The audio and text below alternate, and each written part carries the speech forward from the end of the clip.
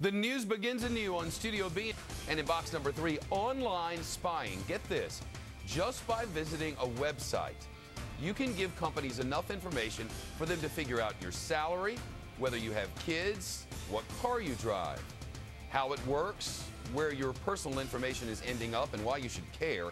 That's all ahead unless breaking news changes everything on Studio B. 19 minutes past the hour. There is no privacy on the internet. But you may be surprised at how some seemingly harmless bits of information can give companies more data, really, than you can probably imagine. A new investigation by the Wall Street Journal, our corporate cousins under the corporate umbrella, examining the business of internet spying. Here's how it works. When you land on a site that uses one of these companies, the software logs the information passed between your computer and the site.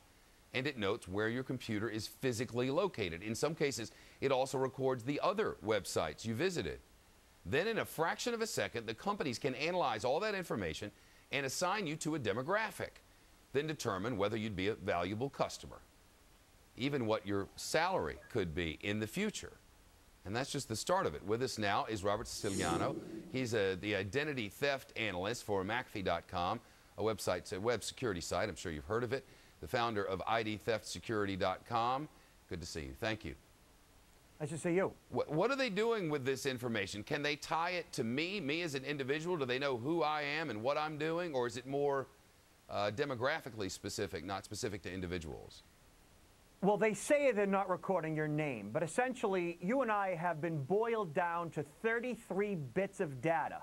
And that basically means that they are able to compile age and address and make of car and zip code and all these other bits that they seek out on the internet based on web history, based on tracking software on different websites that you visited, care of your own browser. And the idea would be they can market to you things that they think your profile suggests you're going to want.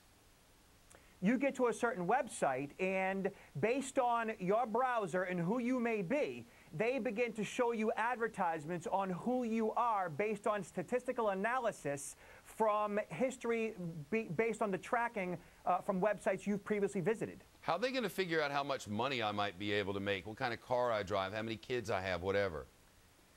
They're able to resource and access multiple databases instantly, information they probably already have housed. And then from there, through statistical analysis, they boil down zip code and what the average income might be for the people around you, the make and car that you may drive and so forth, websites you visited. And then from there, they can kind of boil it down pretty quickly based on gender. Once they start cutting out all these different, eliminating certain bits of data and combining bits of data, then they have a good profile of who you are. What's the overriding concern there? What should have people, I don't know, why do I care? Well, for me, my biggest concern as a security professional is if the good guys can do this, then the bad guys can probably do it better. And the bad guys could target you in some way? They could target you. They could compromise your identity. That's privacy. They find out more and more about you. And often, unfortunately, it's the consumer that's providing a lot of this information. Sure. If you're surfing on a Mac, for instance, you can go private browsing if you feel like it. But that doesn't protect you from this, does it? Not so much. While there are anonymous browsing capabilities, still, information that we're providing in social media, sites that we sign up to when we voluntarily provide a lot of information about what we do and who we are, that gives them a lot of data that they can use for advertising and marketing.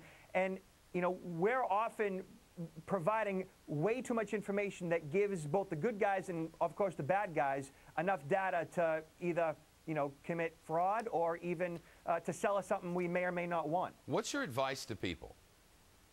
Well, certainly, in an age of, cybercrime and cyber criminals and 10, 11 million identities being compromised every year, my first concern is that you protect yourself, that you recognize that what information you put out there on the web ultimately can affect you negatively, that if the good guys are getting it, then the bad guys can certainly get it.